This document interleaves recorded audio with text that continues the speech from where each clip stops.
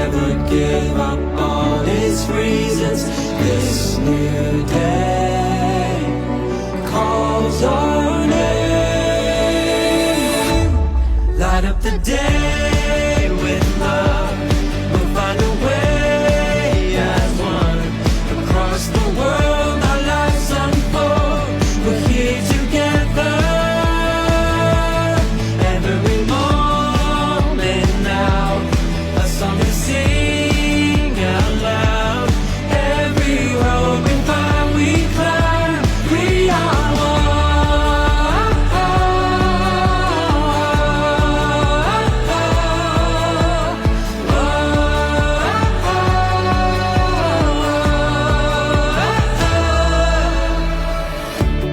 We've come so far. We are breaking through. We're standing on the edge of a better view. Who will you be?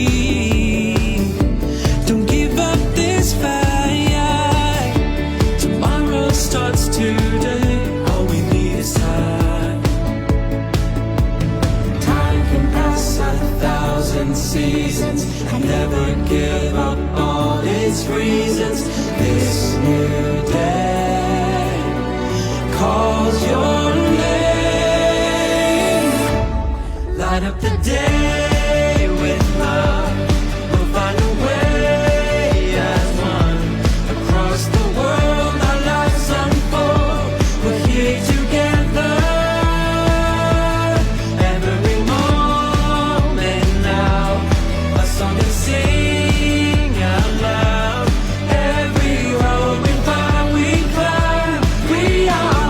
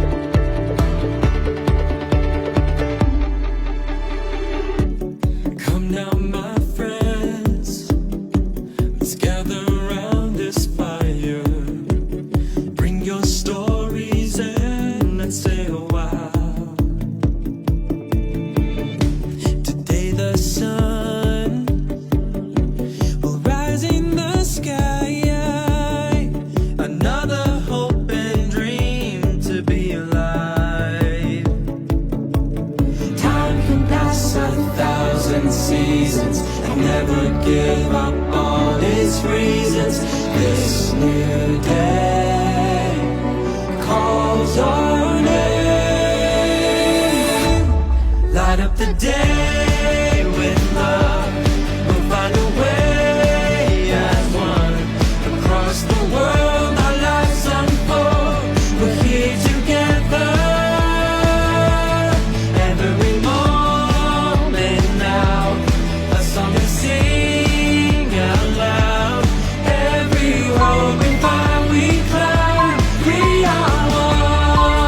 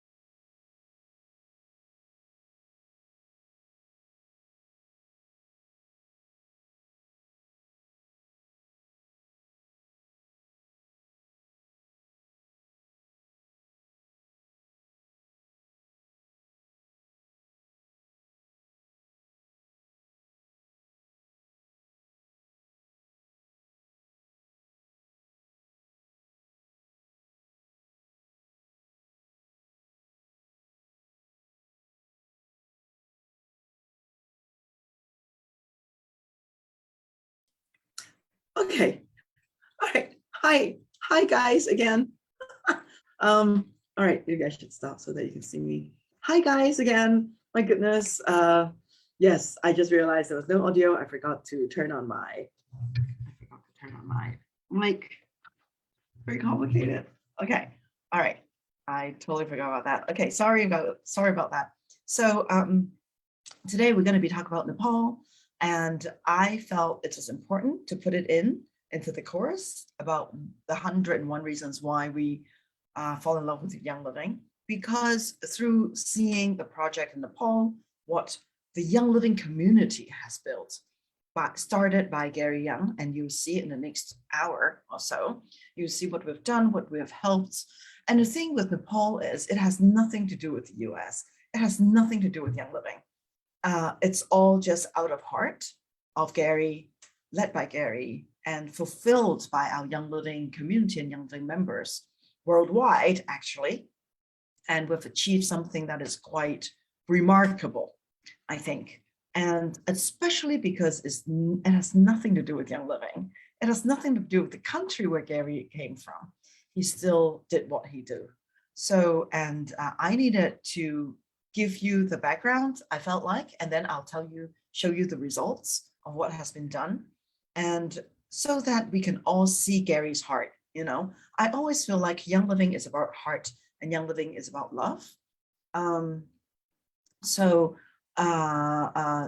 It is important, although it does not actually has anything to do with our products or our volume or our OGV or our business. It's about who we are. But it has a lot to do about our business, because our business is based and built out of love, out of care for the people, and out of care for the earth. And that's what Gary did. That's why Gary started Young Living and built farms, because he loved the environment, he loved the earth, he loved the people, and he believed that was the best thing for him to do for the millions of members that was going to come. And we just celebrated 30 years anniversary in St. Mary's Farm. 30 years ago, Gary already had the vision to build a farm, because he was told in France that if he does not grow his own plant, he will not have his own oil. And he always talked about, if you want to know your oil, you have to know your soil.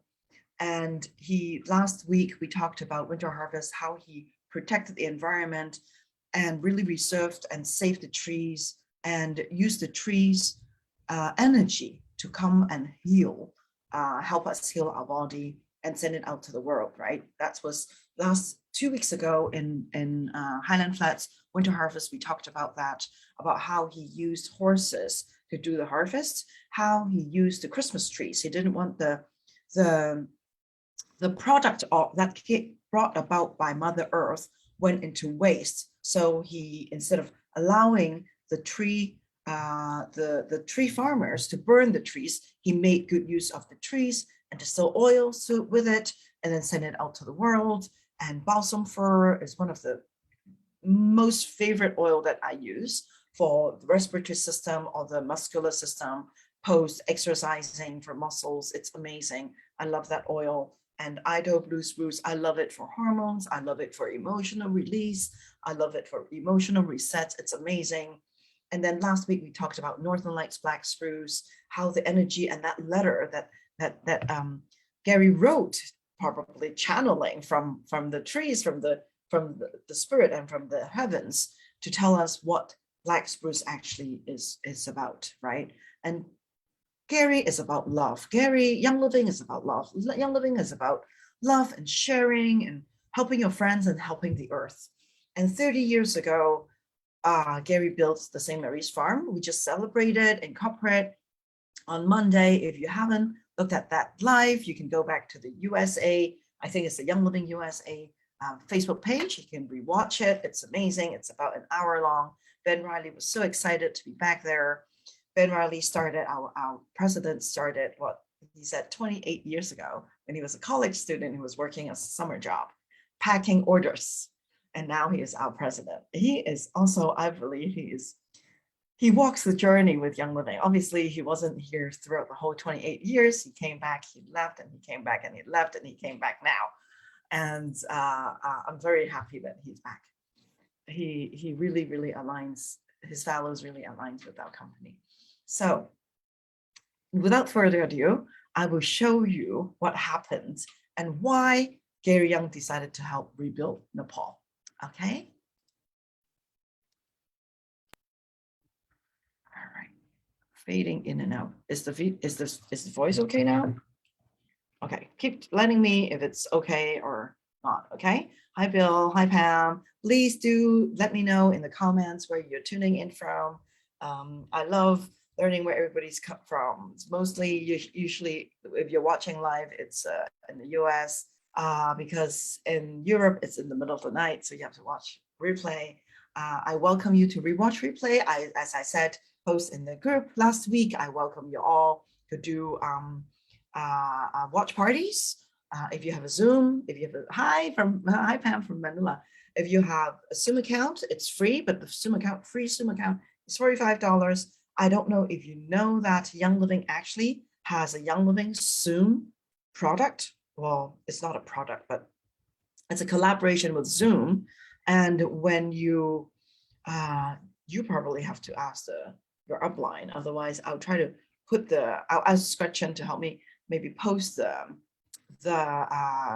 YL Zoom link that you can subscribe, and then you can use at the price of a big group. You can just pay the enterprise price. So, and then you can have unlimited time. I love Zoom. I think it's a great tool for us to use to share. If you want to share this with your team, you can do a watch party with them on Zoom, or you can add them in and watch with them, because I noticed that people who have finished the whole of the 101 course of the 16 classes, they fell in love with Young Living, or they renew their love for Young Living, or they understand more about the company. And it basically just builds trust, right? Trust and loyalty towards our product, and trust towards the company, because it's such an important information to have. I think probably later on, when I'm all done with the course, I'll probably do a seat to seal or something like that. I don't know. I'm still like thinking about it. And I really want to invite like John Wetton and Brett Packer and all of those amazing people whom we've seen in the class and whom we've learned about in the class, to invite them to come and speak to all of us, right? Okay, let's start with the presentation. Okay. All right, before I show you the information, I would like you to show you a video from the Young Living Foundation page. It's a video about Nepal, okay?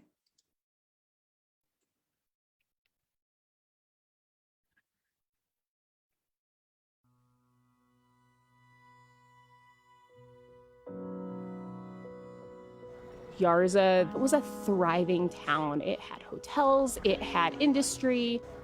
And it's pretty incredible, because it's not like they were coming from these tin cottages to get these beautiful brick homes. They came from these beautiful houses to these tin cottages. Rolling into Yarsa was very surreal, because you're not quite sure what to expect.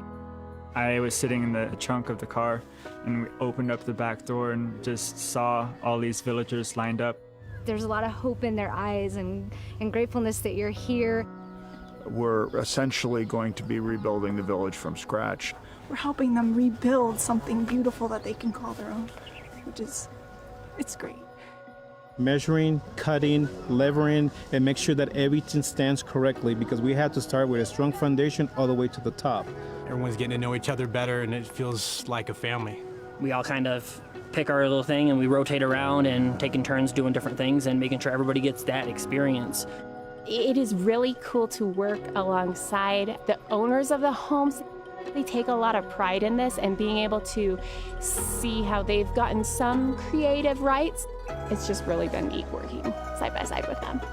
Everyone is just so happy that we're here. It feels very rewarding. That's probably my favorite part, is being there and working alongside the people that are going to move into that house. It's so cool.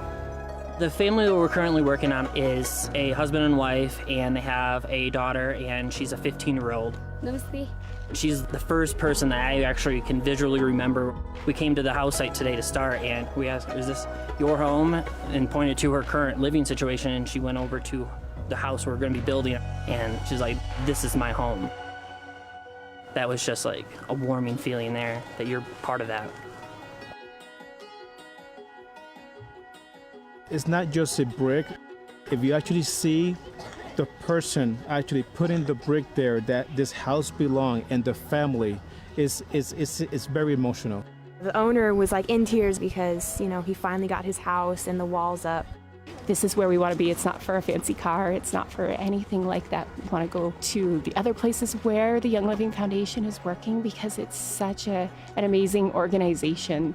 Anybody can be here helping out. It's not really a matter of skill set as much as it's a matter of just having the heart to go and contribute. I'd say if you're thinking about it, don't go any further, just do it. Because when you see the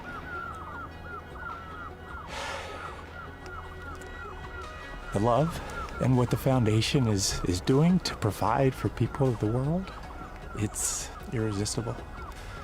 So I know we'll be back to serve in whatever fashion we're needed.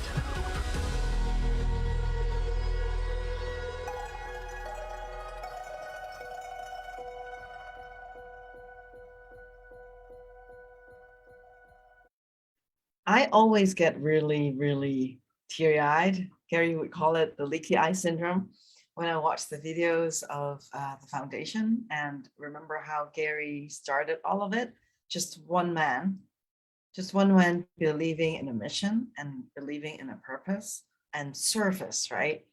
Like he is the epiphany of a servant leader. Like he did this not out of wanting anything back at all. And the volunteers who flew all the way to Nepal, and apparently this little town, Yarsa, it takes like 8 hours or something to drive through the mountains and bumpy roads. It's not an easy task to go there, you know, and people, they live in very simple houses and they eat the food that they normally don't eat. And so I salute to all the people who have been to Nepal to help build the village. Okay, let's look at this timeline.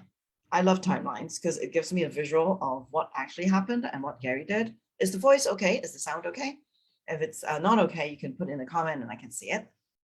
So let's look at the timeline, right? Remember how in 2006 he moved to Ecuador and he built the Finca Botanico farm, okay? And then 2009, he started Young Living Academy, which we talked about in, I think, lesson 2 or lesson 3. And in 2009, it was actually, I think it's like April to, this is the 14th of April, 2009, he started the Young Living Academy.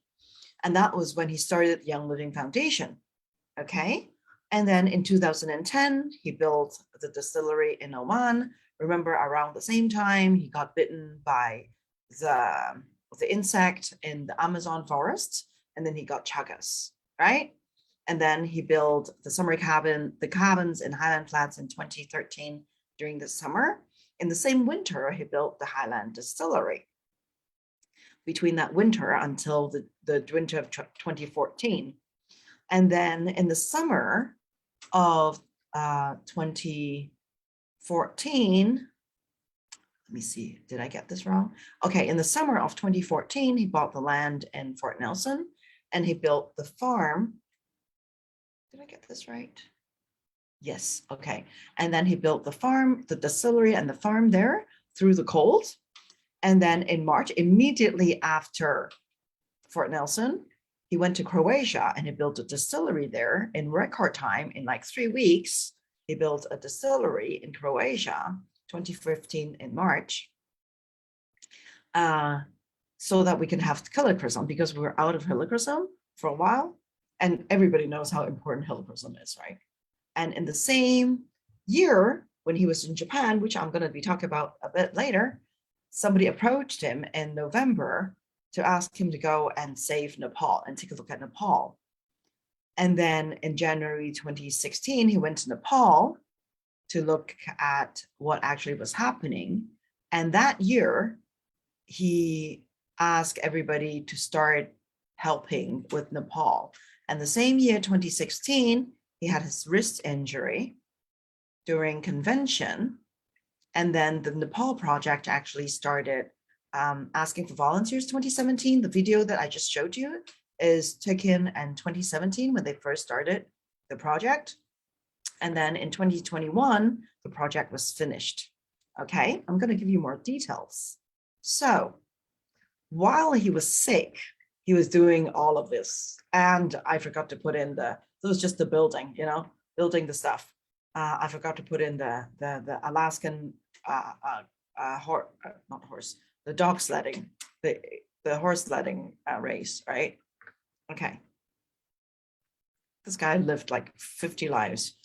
Okay, so to give you a little bit of the background of the earthquake in Nepal, if you're not sure what happened in April 2015. So April 2015 was a year before Gary, well, April 2015 was about 6 months before Gary was asked to go look at Nepal. And then so April 2015, there was an earthquake that killed nearly 9,000 people and injured over 20,000 people. And it happened at around lunchtime, with a magnitude of 7.8. I don't know what M stands for, but you guys understand what I mean, right? And because Nepal was actually on the mountains, you can see in this photo that these are all high mountains, so it's on a slope. And magnitude, yes, 7.8 magnitude. Okay, nearly 7.9 magnitude. And a lot of people were injured, and hundreds of thousands of Nepalese were made homeless, with the entire village flattened across many districts of the country. Century-old buildings were destroyed at UNESCO World Heritage Site in Kathmandu, including some in Kathmandu, Dubai, Dunbar Square, and some of the temples. Okay, and continued aftershock occurred throughout Nepal as the intervals of 15 to 20 minutes, with one shock reaching in the magnitude of 6.7 on the 26th of April. And the country had also continued the risk of landslides. So it was very, very serious. And so on January the 5th, Gary came back from Nepal to Highland Flats, and we were there. I was there when he came back from Nepal. We were there at Winter Harvest. This was our team, okay? And we were there for the week in January for that harvest. And he just came back from, it was the first week of Winter Harvest that year. And he just came back from Nepal. And I remember he arrived around dinner time, and he said he has Nikki Davis. He's asked Nikki Davis to go up with him too. He's going to fill Nikki in with the details of Nepal, because he said we have to do something about Nepal, and the foundation will help. And we were all there. We were all sitting around at dinner when he came in, and then he asked us to go into this sitting area, the sitting room, where he filled us in with what he saw in Nepal. And Nikki Davis back then was in charge of the Young Living Foundation. And this, if you have listened to Nikki Davis, One Drop Kaitan's group, she interviewed Nikki last year in May, celebrating Gary's life in the anniversary of Gary's death. So if you can go back, I think it's public. It's the One Drop public page. If you go back using these keywords, Nikki Davis, One Drop, Young Living, you'll probably find it. And Nikki retold the story and her experience with Gary building Nepal and doing all the charity work. Many of them very, very funny stories. So I encourage you all to listen to it. It's really amazing. She said that guy is fearless. And even in Ecuador, when they were trying to help with the earthquake, there were a lot of interesting things that happened. And then Gary sent out this message. And what happened to Gary? Gary was telling us, let me retell a little bit about what Gary told us. He said that he was contacted by somebody in Japan in November last year and asked him to help with Nepal. And this person, I forgot his name, I'm going to show his name a little bit later. This person asked him when he was in Japan, he said, Mr. Gary, I really need you to come and help Nepal. And Gary was like, what? And then he said, yes, because we know that you are a philanthropy. We know that whatever you say, I've heard your reputation, whatever you say you do, you will do, and you will see it through. We trust you, Mr. Gary. We really need your help. The people in Nepal need your help. And he was thinking, oh my God, I've already got so much on my plate. So that was exactly what he said to us. So he was saying that, oh my God, I'm already having so much on my plate. How can I pile more things on my plate right now? Okay, so this was around the time, right? So November was, he just built the Helichrysum distillery. He just built the Northern Lights distillery. He had to make sure that all of these production went well. And so he's got so much he was doing. And he was like, okay, what am I going to do? But that he really spoke to Gary's heart, and Gary just could not say no. Like, Gary is the kind of person that does not say no. I later on found out, so I never asked him to do anything anymore, because if you ask him to do anything, he'd say yes. Like, that's the kind of person that he was. And so later on, so, and then he found after November, he found the little slot of time after Christmas and before the first winter harvest week. He had time to go to Nepal. So he flew there, and it was in the middle of winter. And because Nepal is so high up in altitude, it's very cold. And a lot of people have this issue with the altitude problem when they go to Nepal. We have a lot of friends in Hong Kong who go to Nepal because they go to like worship in the Buddhism temples. So it's a very, very popular thing to do. And everybody who goes to Nepal will prepare the oils for high altitude. Okay.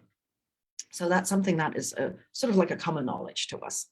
And so Gary told us that when he went, he flew, he saw what was the situation. It was really dire. And he was asking the locals, like the person who introduced him, why and what happened to all the money that was donated. I thought, you remember how, I don't know if you guys remember, but I remember that we were raising funds in Hong Kong, in the entire Hong Kong. We were raising funds with Red Cross. I think there were like, in the United States, there were like concerts doing fundraising with Red Cross, United Nation. And then there was all these UNESCO, what do you call them? All the Without Borders and all of this charitable organization. And I remember Red Cross raised millions of dollars. And when I saw that Red Cross raised millions of dollars, I thought the people in Nepal will be saved. And apparently that's not what happened. So when Gary was there, Gary started asking. And what he did first was he rented a helicopter. He wanted to see how dire straits the situation was.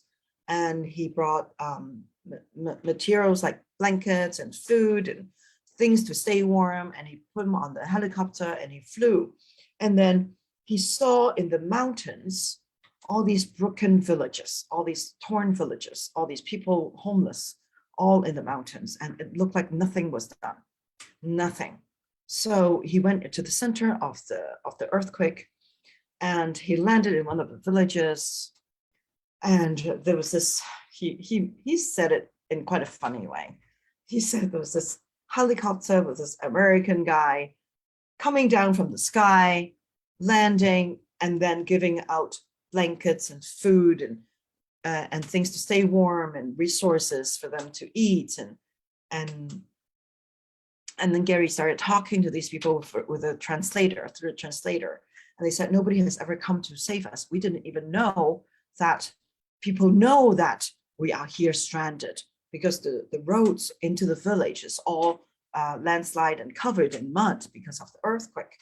The village is torn and people are homeless, and the weather was so cold, and there's so many people who died from the cold through the winter. And the earthquake happened in April, and this was December. Okay, this was more than 6 months later. People did not get any help. They did not see any money. They were not helped. And so Gary said, oh my God, what happened? So he decided that I have to do something about this. And when he left the village, he promised them, I will be back. And when he left that village, he flew by another village. And those people were like waving their hands to the helicopter, asking them to stop. And Gary was like, but I've given out all my resources. Do I go down or do I not go down? Do I go down and tell them that I don't have anything? Or do I just fly away and leave them here? Letting them think that we saw them, but we ignored them. And he decided to land, and he decided to show them love, and he decided to tell them, I will be back and I will bring a team back to help you. And that's what he did. And so he was there to talk with Nikki, to plan for it. And then at the same time, so this letter was from, let me see, this letter was from around the same time. I think it was just in January. And I'm going to read this letter out to you all if you have not received that letter. He said, to recap, I have a whole letter here. I'm going to read it to you.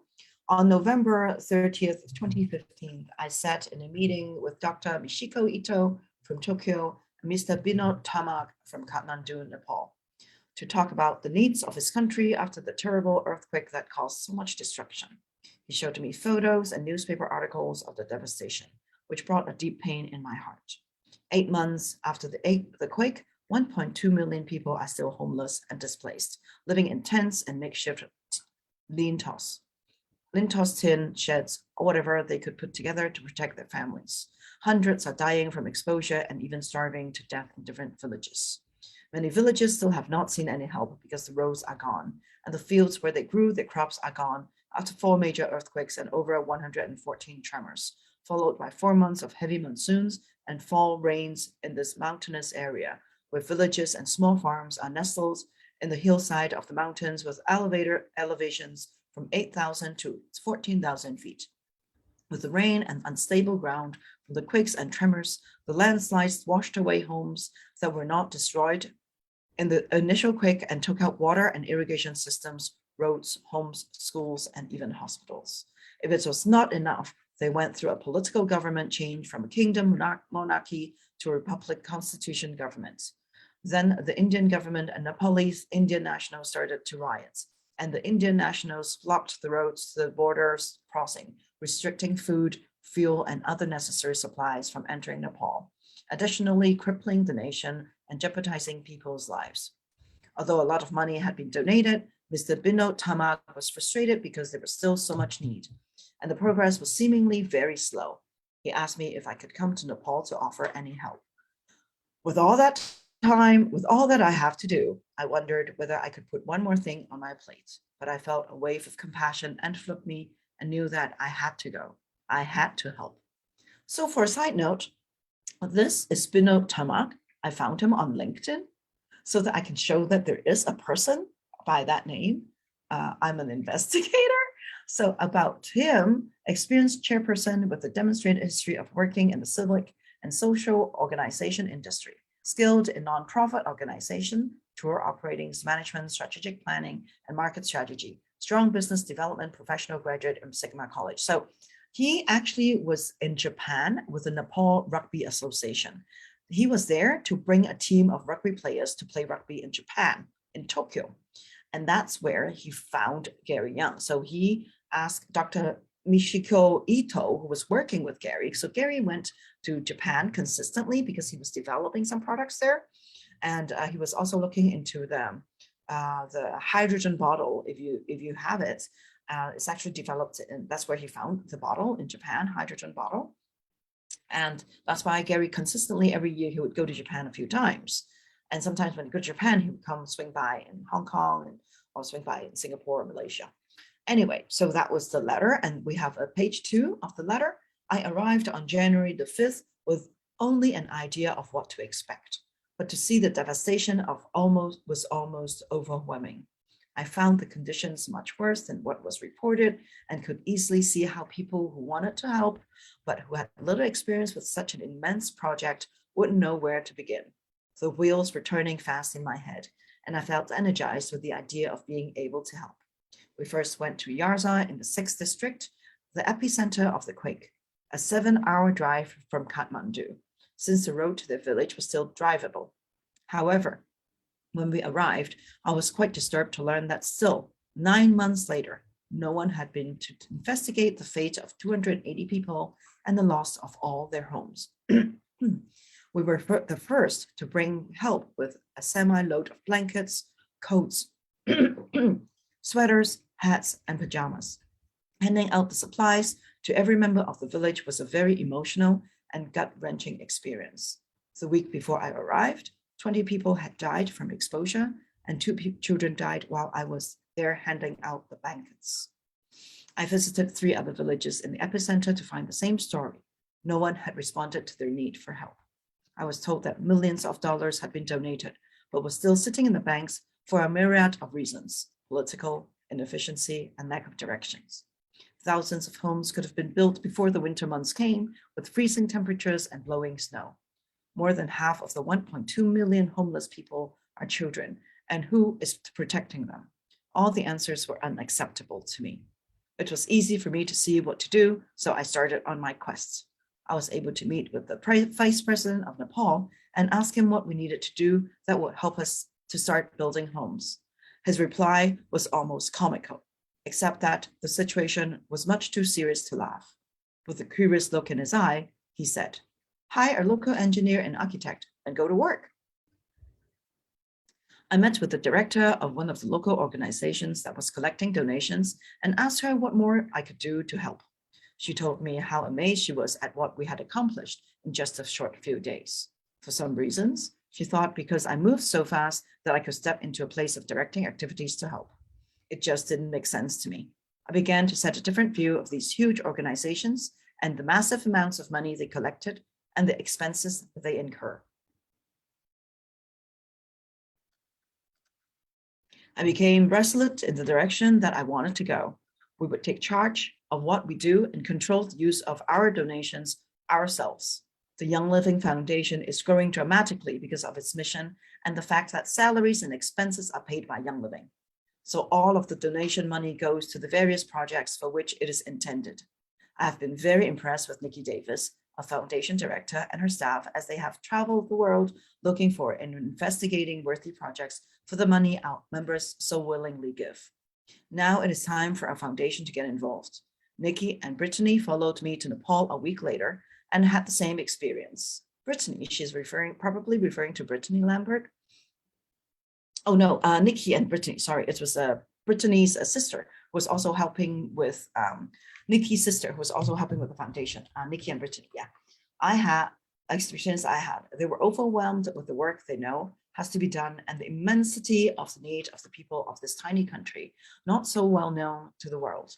And we want to bring as many of our members as possible to help us build homes and schools who have skills and desire to be a part of this historical event for Young Living. At our farm in Ecuador, we have a brick making machine that are imported from South Africa. This machine makes bricks from dirt mixed with a small amount of cement. It is very easy to operate, systematic, safe, and efficient. And the bricks are very inexpensive because of the composite ingredients. It was a simple decision. Let's get one of these machines to Nepal. So I made the plan, I made the call and put in the order. And the Young Living Foundation purchased a complete automated block factory from Johannesburg, South Africa, which will arrive in Kathmandu any day. Any day during the letter was written, okay? We will be setting up the factory and teaching the people how to manufacture interlocking blocks made from dirt and cement, similar to what we have done in Ecuador. We will teach the people how to build their homes. Once they have their homes, schools, and other buildings rebuilt, they will then be able to sell the blocks to help create income for the villagers. However, to begin with, we need help financially, since this was not in the budget and came as a surprise. I am sending 3 people to Johannesburg for the initial training, the engineer, the architect, and the project manager. Once the factory is set up and running and blocks are stacked and ready for constructions, we will go in and help reconstruct the first village and then move to the next. When we are ready, I will be asking for volunteers who have some construction experience.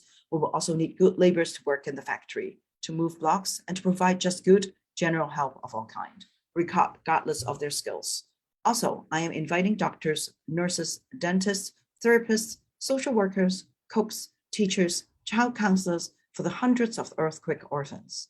This is my idea, and I invite any and all of you to join me.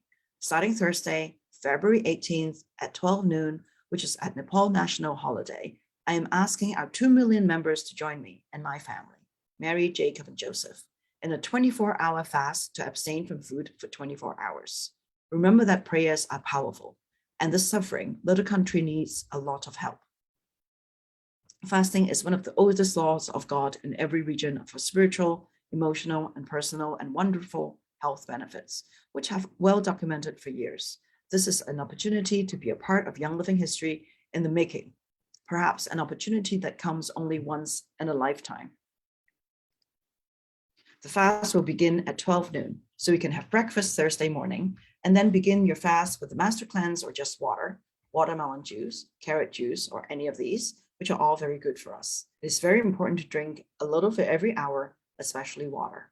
I juice every 2 hours when I start feeling hungry. When fasting, it is important to drink 128 ounces of only purified or distilled water during the 24 hours. Do not drink tap or city water, and no bottled water in plastic containers. When you complete your fast Friday afternoon, start with a light vegetable soup as your first meal. Wait for 1 hour to make sure your digestive system is comfortable. Then you can have a light meal, but wait until Saturday before eating a meat meal. This will give you the best results. Those who are comfortable with fasting know what to do. I have been practicing and teaching fasting for over 43 years. It is the greatest modality for longevity and well-being. If you have never fasted, this is an opportunity to have a wonderful experience. You will discover things you would not imagine, such as an empowering lightness and increase in your spiritual awareness. And naturally, the longer you fast, the greater the experience. If you feel a slight headache as your body starts to cleanse, just drink more fluids. For those who choose not to fast, we hope you join us in prayer and giving. Determine approximately how much you would save, which is approximately $6 or $7 per family per meal, and then donate that to the Nepal Children's Home Project at the Young Living Foundation. This will enable us to fund the building of hundreds of homes, schools, and clinic. Last week at the winter harvest, I had the honor of a member handing me $100. He said, "I do not know if I can fast, but I can donate." This is the spirit of our Young Living members who make it so special and wonderful, and I am proud of all of you. We'll be sending out the notice when we will be in Nepal, so perhaps you can plan a trip to join us. Also, the Young Living Foundation will be sending out notices of the best airlines and times to travel and the things required to enter Nepal, such as a visa, which you will get at the Kathmandu airport. Just make sure you have a passport photo with you. If you forget, they do have photo booths at the airport. It just takes a little longer. All the information will be forthcoming. We will list the villages and their locations where we will be building the lodging, food, and other needs. This is truly an opportunity to make a huge difference for millions of people as we join together worldwide at a cost greater than ourselves. We will also be able to see one of the most spectacular sights of the world, Mount Everest, and the majestic Himalayan mountains. In addition, Nepal is home to many aromatic plants such as wintergreen, sandalwood, rose, lavender, melissa, and many that are yet unnamed. So I also plan to build a small distillery where we are there building homes. This is what Young Living is about, changing the world one person at a time. However, this will allow us to change a nation, and everyone will be a part of that change. Thank you. D. Gary Young, February 12, 2016. So he was asking for everybody to pray and fast for the country. And he was also giving us information about it. Hi, Noel. And then this was actually a blog in the same year. He talked about it. He talked about the experience, meeting the man from Nepal, dated October 13th, 2016. The trip to Nepal came about when I was on a speaking tour. I was in Japan in November doing some meetings for our members. And a doctor I've known for 17 years called my room and asked if I would be willing to meet with a gentleman from Nepal who wanted to talk with me about the devastation in his country. I agreed. So I went to the doctor's office and met the man from Nepal who told me about some of the problems they were experiencing. I said, but millions and millions of people have been raised for Nepal. What is the problem? He said, the banks won't release it. The NGOs, non-governmental organization, non-profits, won't release the money to the people of Nepal. Quote, 16 of the world's largest disaster relief charities have revealed to the Thomas Reuters Foundation that they are spending up to 6 of funds designated for Nepal, of the funds designated for Nepal on their overheads rather than in disaster hit areas, according to the Reuters report, September 22nd, 2015. The report also stated affected communities have denounced the response to the twin quakes in April and May as too slow, with some claiming to have seen scant evidence of nearly 475 million raised through UN appeals, unquote. It is absolutely criminal what many of these NGOs are doing with the money people are donating in good faith, which should be used to help the people of Nepal. The man from Nepal said, Mr. Young, is there any way you can come to Nepal and help us? We're getting no help from no one, period. So that's why I made the first trip of the 4th of January, 2015. I went back in February again last month, in July. It was heart-jerking experience every time I went, but my goal was to bring hope to some of the people in Nepal. So he was supposed to go back there and build a distillery and continue with the project. But then in 2016, in June, he had his injury and the doctor would not let him fly. So he couldn't go back. But anyway, in 2015, immediately, he started working.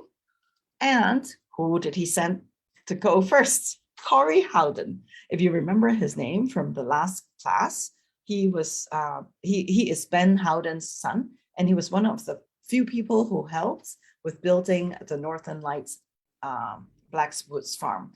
Because of his experience building the Blackswoods Farm, they have built the trust, and he also has vast experience traveling around the world and in Asia, because Corey used to live in Philippines and he used to travel frequently to China and all over Asia. So Gary sent him to go to Kathmandu to check out what happened. And I still remember very vividly, because it was around the time, I think it was like maybe a cruise or something. I was with Carol, and Carol, Corey's mother. That was before I personally met Corey. And so he sent Corey to in March to Kathmandu after Gary has ordered the block building machine from South Africa. And 2 weeks after Corey's arrival in Nepal, he came up with high fever and diarrhea and continued with the diarrhea, but he insisted to stay there to help with Gary's project and to make sure that the entire project plan was working out. He was the one who would find the local engineers and the architects and the product manager. And I remember Corey being there for over a month. And I remember I was talking to Carol in person, and Carol was telling me that, oh yeah, he's like down with a fever and he's got diarrhea and it's like having a runny stomach, but he doesn't want, I asked him to come home, but he said he doesn't want to come home because he really wants to help Gary. If he went home, who's going to help Gary with the project? Okay, so to give you a bit more background, this is the machine that built the blocks, which I have shown. I have not shown, but I have shown photos in the Ecuador farm. You've probably actually seen photos from the Ecuador episode, from the Ecuador lesson of this machine. I'm going to show you more photos. And this is actually, I got the website, the screen cap from the machine from this website is called Hydraform. And it's a South Africa company. I verify everything that I'm going to tell you. I fact checked everything. I make sure everything is true. And this is how I fact check. I went to look up the machine because I had photos of the machine. So I looked up the name and I found their website. And interestingly, their website is also, their story is also a heartfelt story. They're here to change the world. So that really aligns. So that's the machine. And that's Corey Howden. He was the one who went first in March 2016.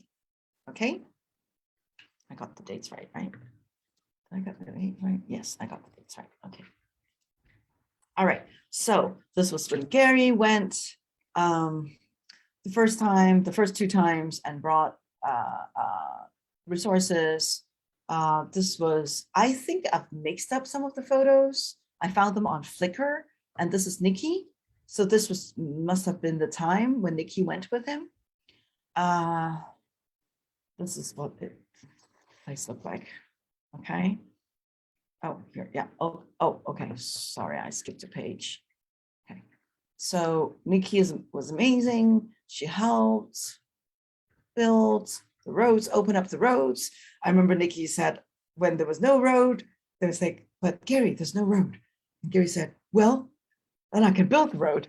And that's how Gary built the road. This is Gary. Okay. And Gary went with Jacob. Nothing's going to stop Gary if he has his mind set on it. And I was talking to a team of my builders yesterday. And a few weeks ago, we listened to Tony Robbins. And Tony Robbins said, a lot of people, when they want to do something, and this is important information, a lot of people, when they want to do something, they think of the how. How am I going to do it? And then when you think of the how, they're going to come up with a lot of obstacles, a lot of unknowns, a lot of I don't know, a lot of unknown, unseen, cannot create the mental image of how it's going to be done.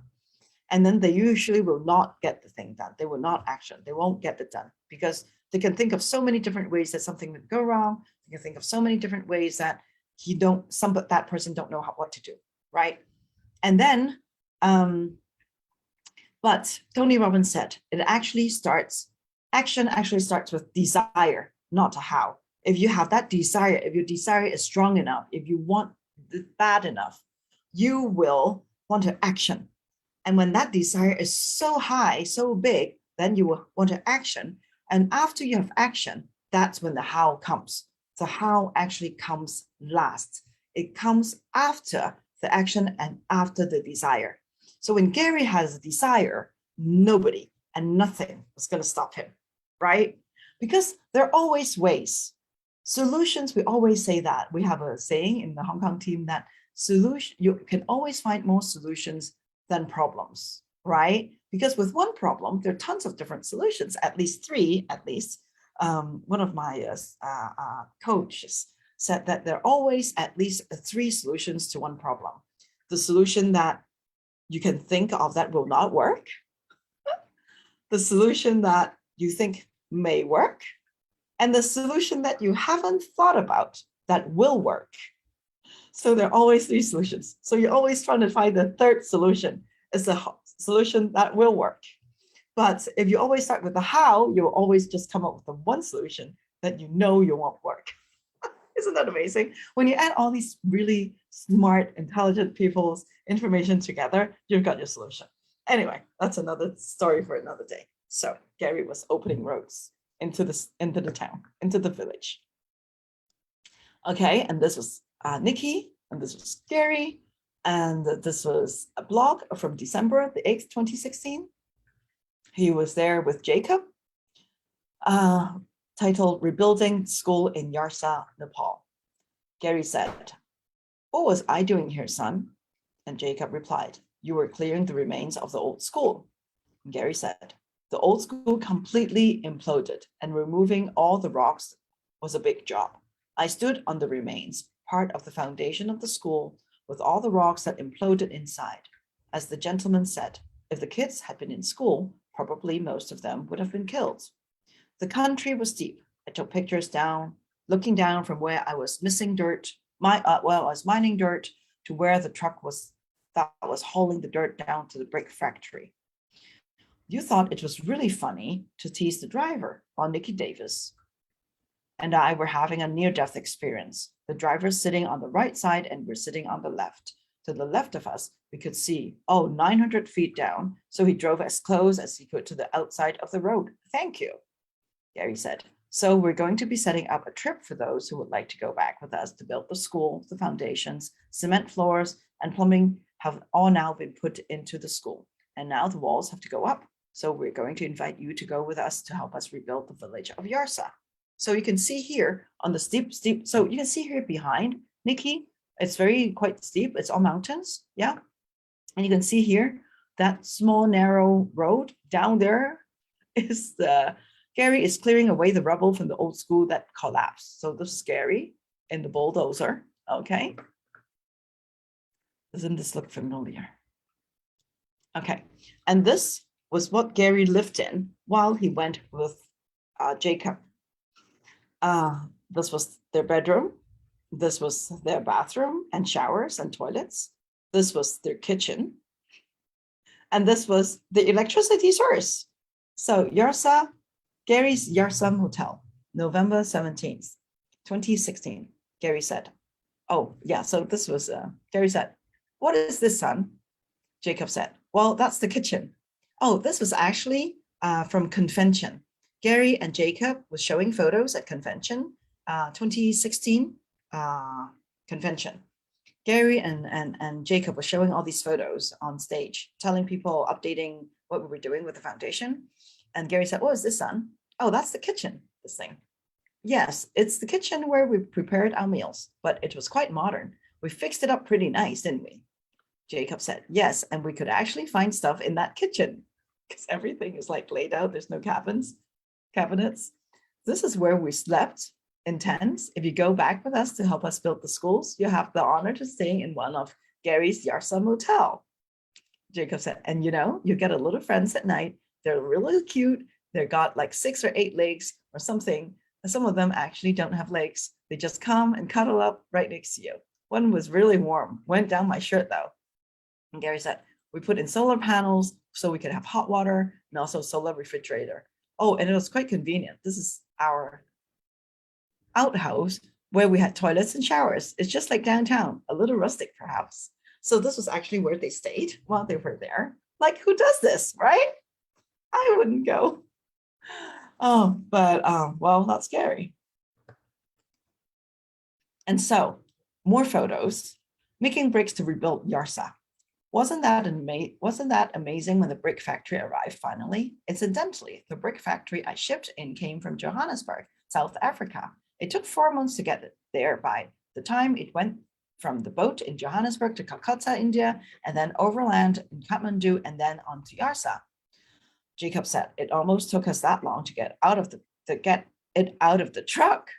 And the people and Gary said, the people in the village had to rebuild 2.5-mile road before we could get the semi and offload the brick factory. It was amazing to watch them, wasn't it? Jacob replied, it was. The brick factory came on low bed trailer and we didn't have a wiring system or cable to pick it up. So the people said, no worries, we'll go get some old cable over here and we'll just put a couple of knots in it and then you can pick it up. So they came back with this cable, somewhat knotted up. We hooked it onto the brick factory and started picking it up. We were worried that it wasn't going to make it at all. It was pretty scary, wasn't it? Jacob replied, it was, but those people really know how to make knots. It just really made the load come right out of that truck easily. And then once we set it down, we all thought, phew, okay, next thing. So Gary building roads, opening up the roads, and this was the machine, the brick factory. So they built something to cover it. Okay. Celebrating the installation of the brick factory that Gary bought from Rebuilding Yarsa.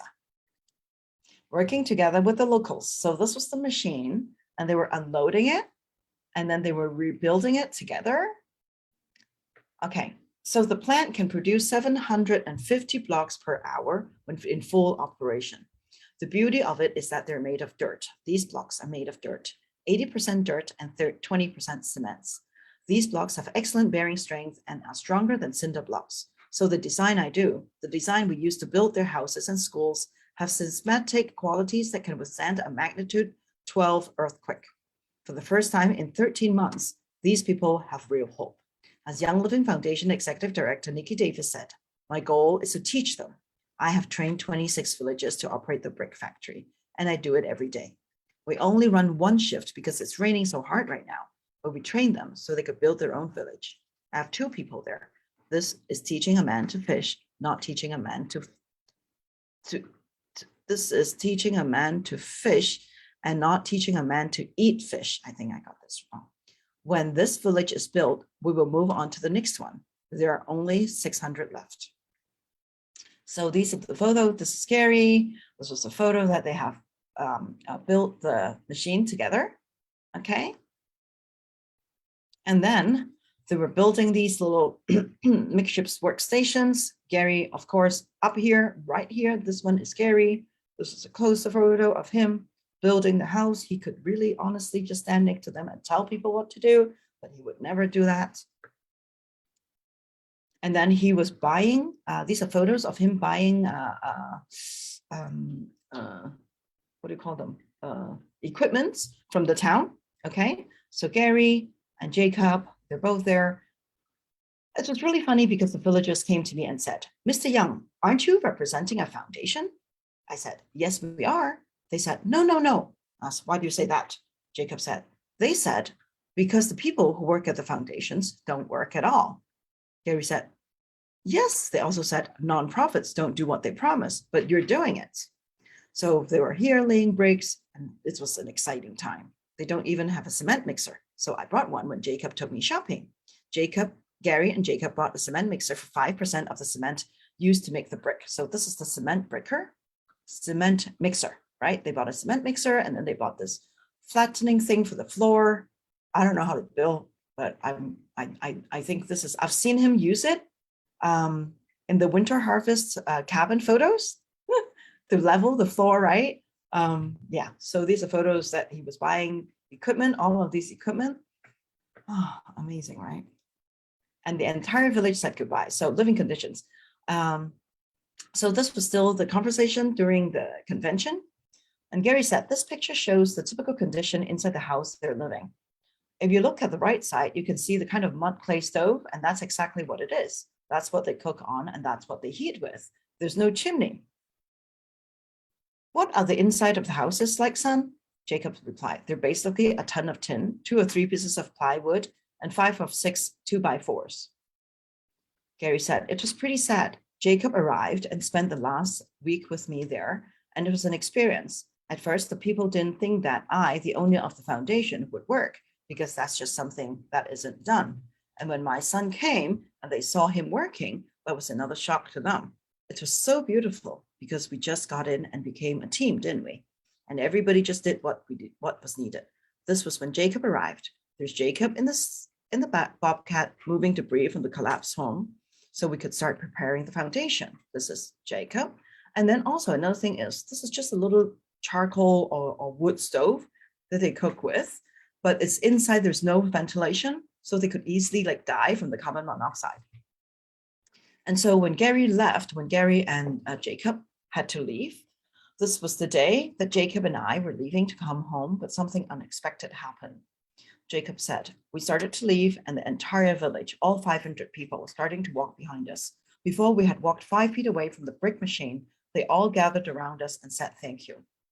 You may never get a feeling like that ever in your life. So it's definitely one I will never forget. Gary said, thank you, Jacob. And to share it with my son was exceptionally fantastic. To share it with each of you who may not be able to make the journey, your contributions will help to build homes for these people. I thank all of you. You have already contributed. We need to continue to raise money for all the projects that we've engaged in, because Young Living is a company that cares for people, and that's our mission. So can you imagine being the villager? Okay, picture yourself as a villager. There was an earthquake, all the houses were gone, there was landslide, it was April, and then come May, come June, the summer, July, August, September, October, November, the weather started getting colder, people started dying from the cold, you're still living in rubbles, you're trying to survive. And then come January, in the middle of winter, here comes this American guy who spoke a language that we didn't understand. He was bringing resources and blankets and things. And then he told us that he's going to come and help us. And then a month later, another American English-speaking person came to get ready the project. And then a month later, the same American guy came back with a team of people. And then a brick machine came and he taught us how to make bricks. And then his son showed up and they're working on the ground and they're bricking floors and we're bricking grounds, the building. And then they have to leave. Can you imagine? And then they have to leave. Are you sure you can leave us here? Are you sure you're going to come back? Are you sure these people are going to do what they said they're going to do? Are you sure? But Gary made sure. Gary made sure it happened. And from between 2016 to 2018, hundreds of Young Living members volunteered, travel from all over the world into this little village to help. Actually, 3 of our team members went in October 2018 to help with the construction projects. Hundreds of people came. Can you imagine? After a few months, another batch of people came.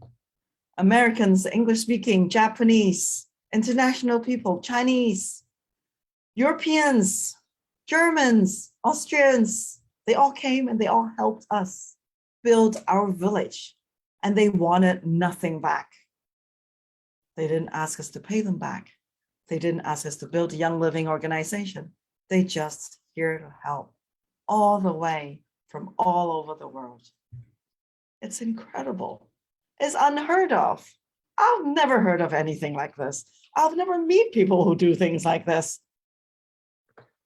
It's crazy. And I really wanted to show you all photos of how these houses were built. They had a system in place, and it was in the mountains. And they're all here just so they can build houses. This is one of the very few houses that didn't fall down. And these were all what the houses used to look like. And then we also donated, the foundation also donated little iPads and wanted to build schools for the children.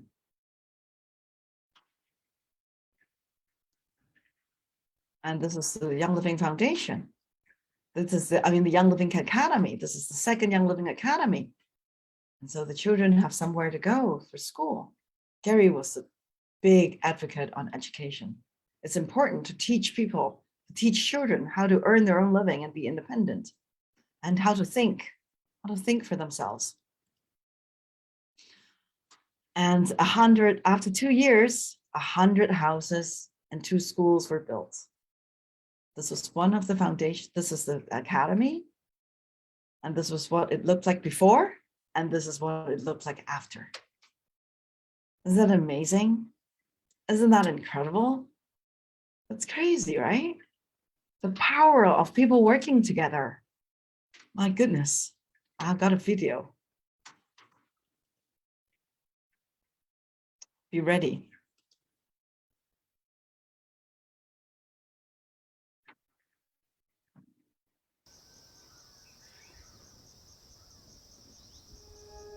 त्यो दिन वैशाख 12 गतेको भूकम्पमा सानो एउटा बाबु थियो मेरो husband चाहिँ यहाँ घरमा हुनुहुँदैन थियो सानो बाबु र म चाहिँ भित्र चुलामा खाना खाइरहेको थियौं हल्लिँदाखेरि अनि हल्ला भयो के अब वनतिर नि घाँस दार गर्ने मान्छे सबै आथे डरायो अनि कोही मान्छे चाहिँ अब डोकोहरू छोडेरै नाम्लो छोडेर भागेर आयो के म वनबाट अनि त्यस पछाडि मलाई चाहिँ कस्तो भने अब हाम्रो घर भत्क्यो अनि एकासी घर हल्लिराख्दाखेरि यहीँनेरि यही घर हो यहाँबाट बाबुले लिएर तल बाडीको डिलमा पुग्यो अब जुन माथिबाट आउँदाखेरि पुरै यतातिर चाहिँ अब त्यो घर भत्किएको त्यो धुलोहरू माटोहरू उड्न थाल्यो कि अनि यो एकदम बादल बसे जस्तो भयो यो एरियामा हैन पछि गेरी फादर आएर हाम्रो गाउँ हेरेर अनि गाउँको मान्छेहरूको अवस्था हेरेर अनि गाउँमा बच्चाहरूलाई त्यति राम्रो स्कुल पनि थिएन भूकम्पले लगेको थियो त्यही भएर उहाँलाई चाहिँ एकदमै हाम्रो गाउँ पनि राम्रो लाग्यो र हाम्रो मान्छेहरूलाई हेरेर पनि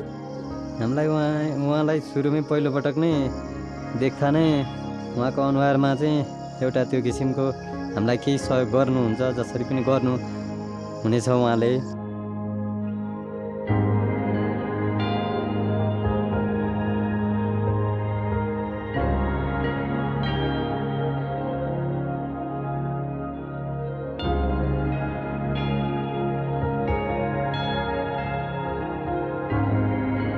सबैको घर एकैचोटि बनेपछि नै सर्नुपर्छ भने त्यो एकै समयमा जसरी ढलेको थियो त्यसै गरी सबैजना नै कसैको मनमा चित्त दुखाइ नभइकन एकैचोटि सबैजना एकैचोटि घरमा चाहिँ सर्नुपर्छ।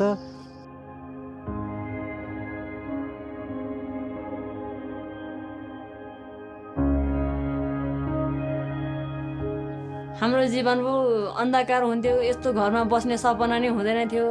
अब यस्तो नभए चाहिँ त्यही कटेजको उसमा 2 वर्ष बितायो। अहिले त धेरै खुसी लागेको छ। घरमा कटेज भन्दा घरभित्र बस्दा धेरै खुसी लागेको छ। आनन्द पनि छ, हावापानीबाट जोगिया छ। अनि उहाँलाई हेर्न पाउँछौँ।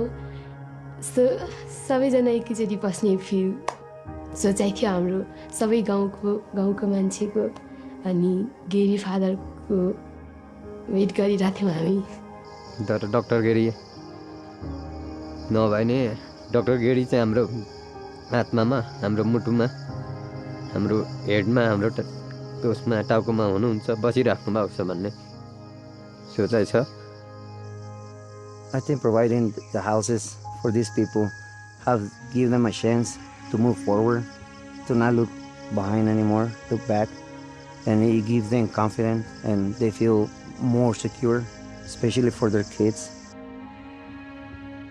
उहाँहरूको लागि धेरै धेरै मनदेखि नै धेरै धेरै धन्यवाद। उहाँहरूले चाहिँ हाम्रो यो नयाँ पुनर्निर्माण घरहरू बनाइदिनु भयो। उहाँहरूलाई चाहिँ हामी यो जिन्दगीभर हाम्रो छोरा नातिहरूले सम्झिरहन्छौँ, गेरीलाई, विशेष गरेर गेरीलाई। अनि किनकि उहाँले पहिलो योगदान धेरै दिनुभएको छ। यो गेरी लगायत धेरैलाई हामी लगायत हाम्रो छोरा नातिहरूले पनि उहाँलाई सम्झिरहनेछ भन्ने सन्देश दिन चाहन्छु।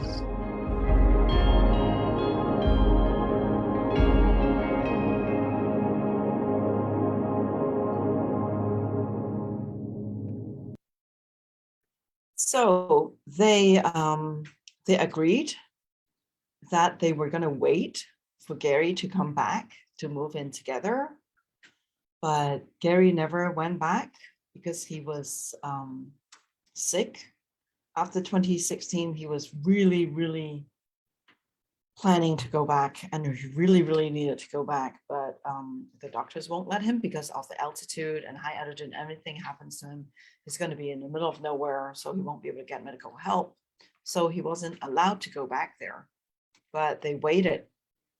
And they waited until 2018 when Gary passed away. They found out. And so they decided that they will wait for everybody to move in together instead of waiting for Gary to come back. But as you have seen in the video, that they have all, you cannot not be grateful, right? It's just impossible not to touch your heart, because something like this, like nobody would do something like this. But I do know that because I was doing the research for this presentation, I do know that there's another NGO and also an American one, no, actually a UK one, who's also helping rebuild the schools in Nepal, doing something quite similar, mostly rebuilding schools, which is incredible. So it's crazy. So I don't think they have this button in the Young Living Foundation anymore. I'm not sure. You can go and take a look. Rebuilding Nepal. This was actually from the old website from last year. I think they revamped the website this year. But because of this, now Young Living Foundation in 2018 they were already building other schools. So when our team member went in the end of 2018, everybody in Yarsa was already everything was finished. So when our team went to Nepal in the end of 2018, they actually helped build schools instead of village. Because of that project, a lot of other projects have come up in Nepal and India in that region, including rebuilding 16 schools and 2 women's cooperative. So a lot of, say, for example, the convention Young Living Foundation products from last year, it was like the placemats and the necklace, and this year the bracelet. It's all made from the women from the cooperative projects. And I just think that it's really meaningful. You can go into the Young Living Foundation website to take a look at these information, especially for the women's cooperative, because in India and Nepal, gender inequality is a very, very serious issue, especially domestic violence. And research shows that women contribute to the prosperous society, but women have few opportunities because of the social inequality. So by assisting the 2 women centers, there are now 3,000 women being helped. Many of victims of domestic violence are single mothers. They have a safe and secure place to produce handcrafts and to earn a stable income to provide for themselves. So I felt like this was quite quite good information to know where our money went. And as you all know, that 100% of the Young Living donations go into these projects, because all the admin fee, it's paid by Young Living, the company. So every single cent that we donate goes to the projects. And because of this, there are so many projects. This is okay. This is South Africa. This is Africa. And these are little dots are the projects that we have. This is Israel. And this is India. This is Nepal. This is Cambodia. Where's this? This is the Philippines. And these are all projects in the area, in the Asia area, that Young Living Foundation is involved with. I don't know where this is. I know this is Cambodia, but I'm not sure where this is. This is all India, Nepal, Israel, South Africa. I think this is Ethiopia, if I remember correctly. But you can go into the website to take a look. And also, I would like to pledge for everybody to donate at this cost, because when I started this course last year in Chinese, I started it in the summer, in July last year, a year ago. I did it in Chinese. And I have team members who charge for the class, and then they would refund it after the members finish the course. They would refund it, so that to make sure that people commit to it and finish the course, because of all the effort that we used on creating this course. And so when I did it, I actually asked the attendees to pay $65 for the course of 16 classes. And then once they have finished all the 16 classes, we either refund the money or we donate it on their behalf. And we ended up raising, I think, like $10,000 in this cause. So we have a link, 101 Reasons for YL, for Young Living, with Joanne Can and Gretchen King. She's one of my RCDs, and she's one of my best friends. She's the one who created the link. And it's called Because of Gary, We Donate. So last year we raised about $10,000 because of this, because what I want to do is I wanted to see how much money we can raise through this course.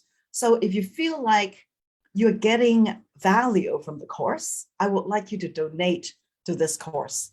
And this course, the money will go into Young Living Foundation. We just have a calculation have a gauge of how much money we raised. And it will all go into the foundation, and it will go into whatever projects the foundation need the money with. So I'm going to put the link into the group. You can share the link. Please donate, even $10, $5, $2. It all add up. It's just like rounding up our orders. Can you imagine if 10,000 people, each person donate $1, it's $10,000. And that's how we managed to raise so much money for the foundation during convention every year, right? So I would like you all to donate to this cause for the value that you believe you've gotten out of this 101 Reasons classes, okay? Please donate the amount and the value that you think you want to donate to Young Living Foundation, and click onto this. Thank you so much in advance. I thank you all for your heart. We will continue with the classes. And this is a quote that I found about Gary. When you smile, the world smiles. When you laugh, the world laughs. And when you change little things inside of you, the world changes. When you're happy, the world is happy. And when you feel loved, the world is loved. I felt that this was very appropriate for this class, because this is our purpose. This is the Young Living Foundation, and the Young Living purpose, Gary's purpose, is to make the world a better place, one person, one family at a time, right? And that's why young Gary made this into a network marketing company so that we can share what we know, we can share our knowledge, and we can share our love. And coming up next, we're going to be talking about Ningxia Red and how Gary found Ningxia Red and what Ningxia Red is for. And it's all science-based, it's all research-based. And if you have any questions about Nepal, please do ask me the questions below. I hope you all like today's classes. And please do like watch parties and share it with your team. I noticed that if you watch it together with your team, they'll watch it. If you tell them to watch it, they won't. So we do really need to get this information out there. We need to tell the people about Gary and about Young Living and about how amazing this company is. It's not only about the products. The products are a byproduct of the love. The products are a byproduct of our purpose. The products is a byproduct of the care we have for the world and for this earth that we all live in and that we all share, right? Okay, so we will all see you. I'll see you all next week and we'll talk about Ningxia Red.